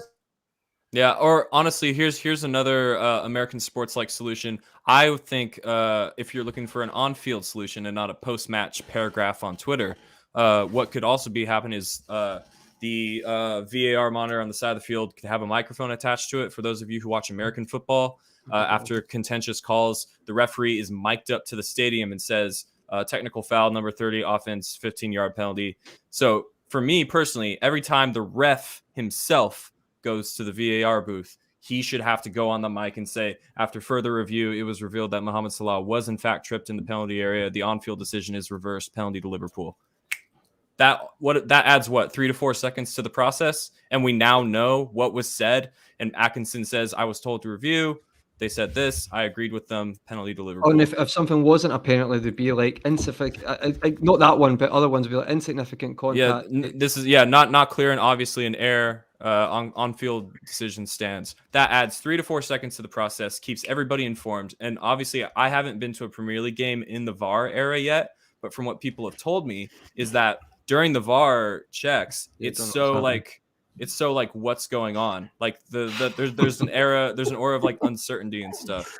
This guy, man. It's crazy. Yeah. Honestly, Ev, we need to get Evan the P. Honestly, we need to get you in there, mate. I think there's some great ideas straight away. Evan Bro, Colina. Here's the thing. No, there as annoying and as boring as American sports can be sometimes, there's a lot of things that the world's game would be smart in taking from American sports. A few things they get right. That's a really good Only a few things, only a little snips. Just little bits here and there that they do right. Just before we go on to like other subjects in the game, so look, we get the victory. 3 points. It wasn't pretty football. It's not as if we could talk too much about the one-touch football that we're used to at Liverpool. It was a good, tough win. Puts us to 54 points. Conroy, game in hand, 9 points away from City. The positivity is still there. I know you're still a believer. Can we do it? Can we do it? Can we do it? Can we do it? Of course, there's every chance that we can do it. Of course, we can do it. I think it still will come down to that game at Etihad where it's a must win for us. And we haven't won there. I think we haven't beaten City since is it the 4-1? First Klopp's first sort of stint. 4-1. The Bobby Skirtle when he scored that volley. So I think it will come to that game. But look, 3 points. We go on. Keith, we're not giving up, are we? With 15 to play. Why would we? At the end of the day, you don't go on this type of run. I think that's our 5th win in a row now. I think we've been unbeaten since Leicester, we've lost 2 football matches all season. I think sometimes you have to get your head around that.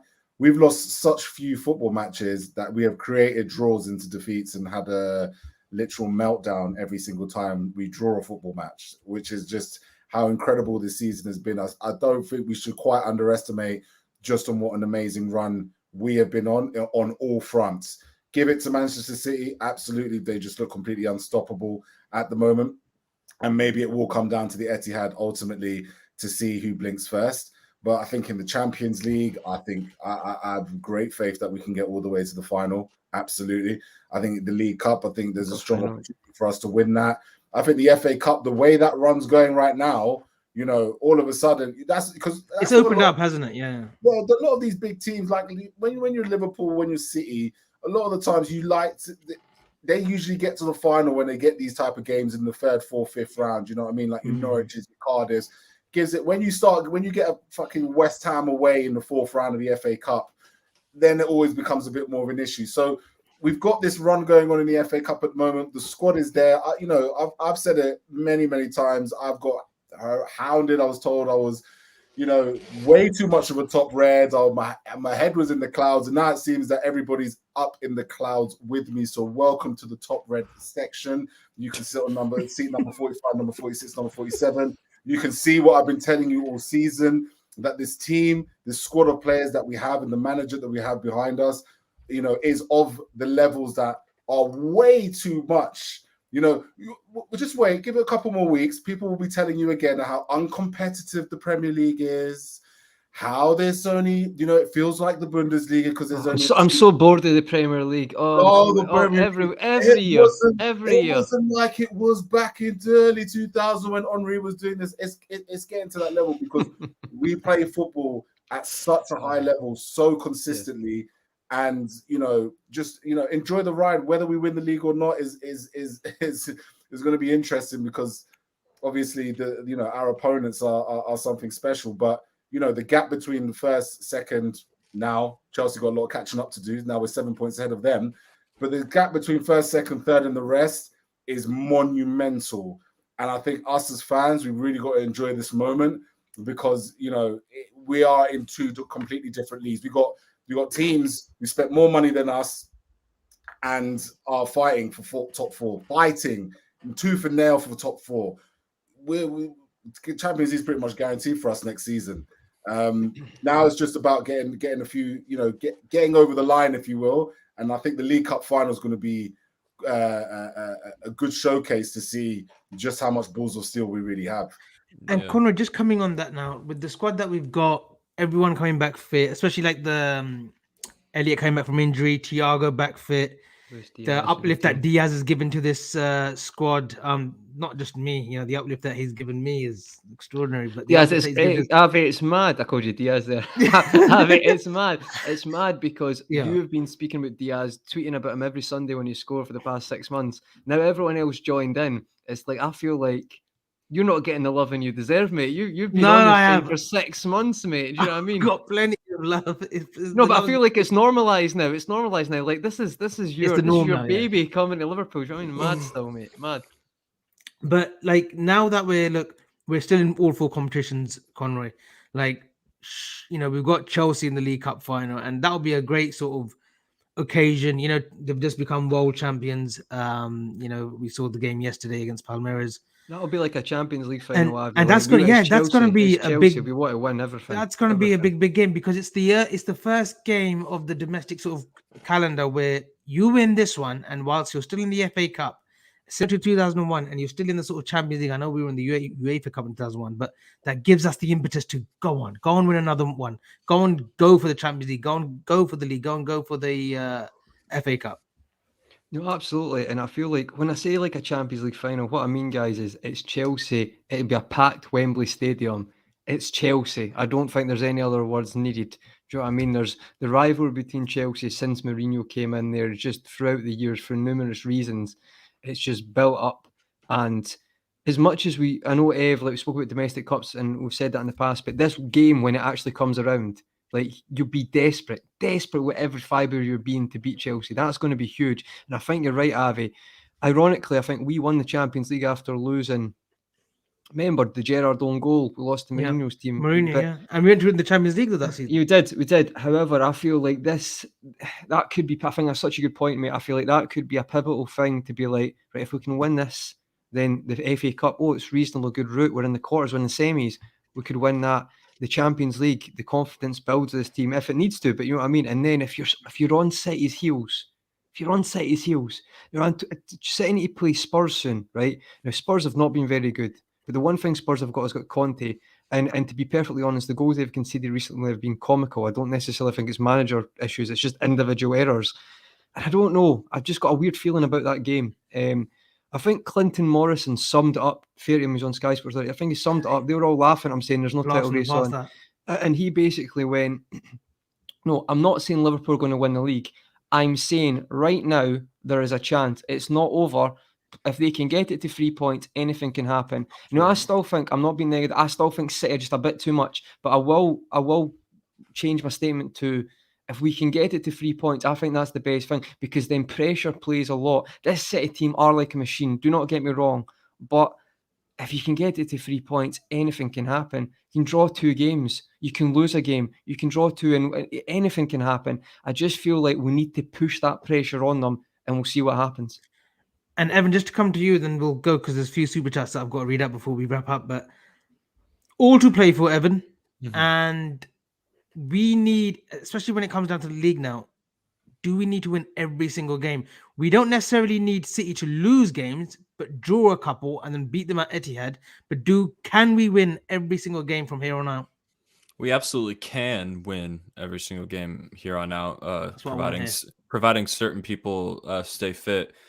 Let's think more about a bare minimum point total rather than every single game, because that's a bit daunting. I think we're gonna need a minimum of 92 points to win the league. We currently could finish with a maximum of 96, providing that we win our remaining 14 games. I think we can only afford to drop 4 points. Essentially, we can afford a draw and a loss. I think, at the very most, and even then that might be enough. 96 points might not be enough. You know what I mean? It'll be another one of those seasons of people said that won't happen. People said that won't happen. Keith, yeah. How many people said that's never going to happen again? That's insane. But yeah, February 13th in all 4 competitions. When's the last time we could say that? I mean, we've had so many early exits domestically with the cups. So it feels good to have so much still to think about.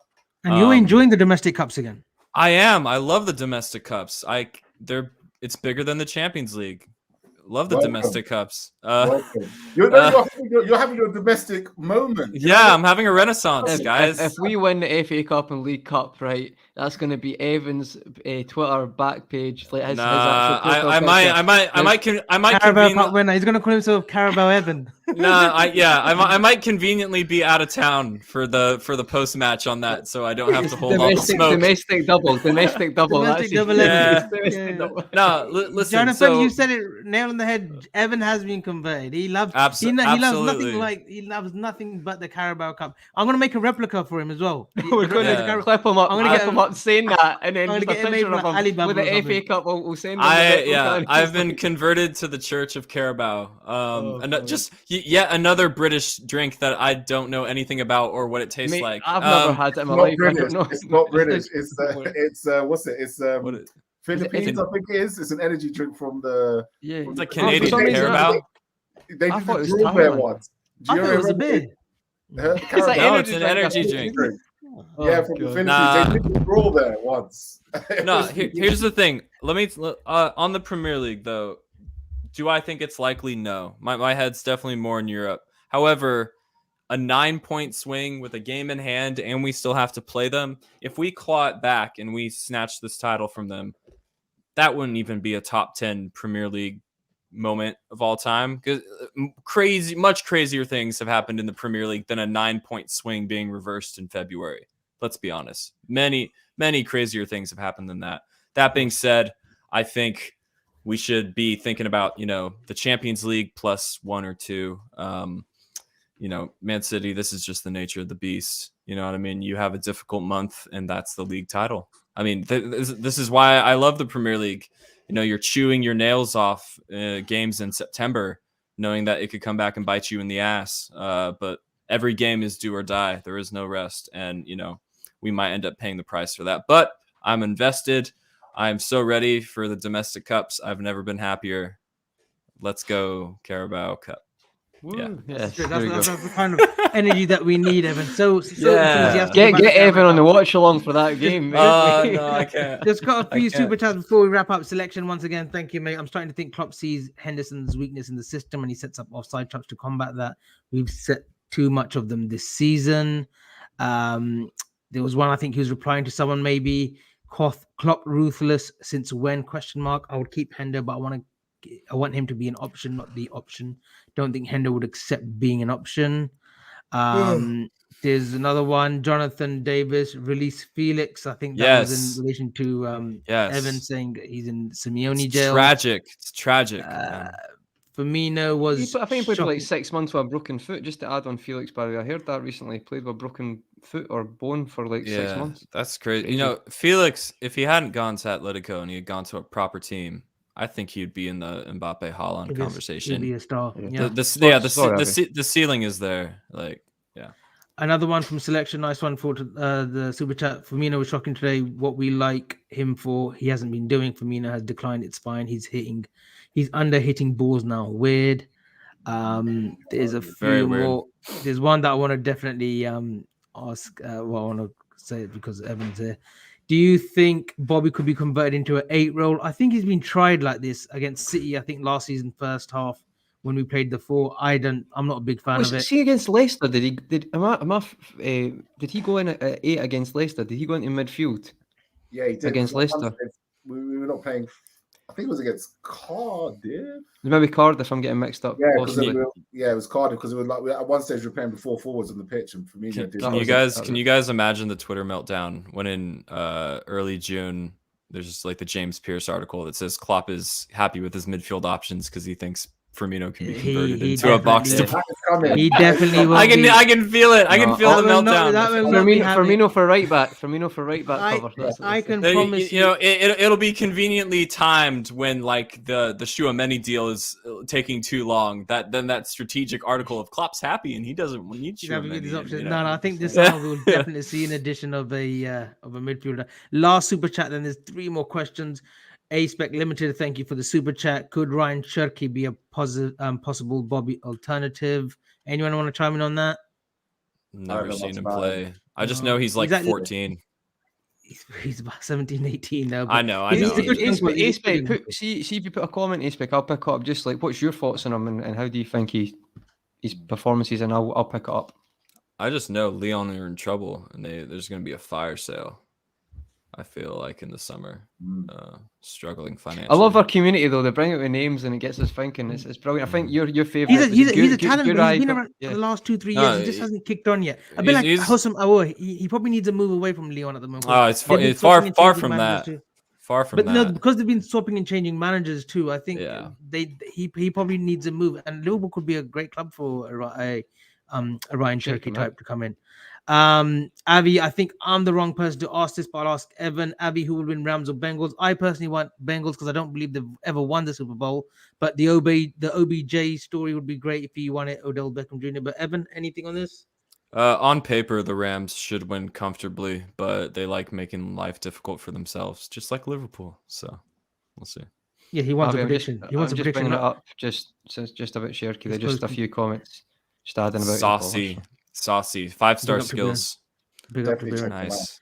Yeah, he wants a prediction, Evan. You didn't give a prediction. You're just talking. Oh, no, I said Rams should win comfortably on paper. I'm feeling 21-7 Rams. Yeah, I don't know what that means, but yeah, that's a low scoring game for those of you who don't know. Lannon put this in the chat earlier on. Lannon Adamolikun. Hope I've said that right. If I haven't, I apologize. Wow, that was insane, Avi, because you suck at pronouncing things. That was good. Well done, Avi. Well done, mate. Thank you. Pat on the back. Avi and Grizz want to sell Marnie, but yet the club want to extend the contract of Milner, who is 36-year-old. It is funny to me. Well, if you saw what I said yesterday, I thought he'd be a great foil for the youngsters, like the likes of Curtis Jones, Elliott. So Milner makes sense, but I wouldn't ideally have him in the squad for next season. If he wants to complete his coaching badges at Liverpool and he wants to go into coaching, then I'm all for Milner staying. There's that one there. Oh, this one from Omer, who hosts Young Bucks. Can we get Evan to do a taste test of Lucas? Well, guys, apparently, according to Avi, you gotta try Lucasade, man.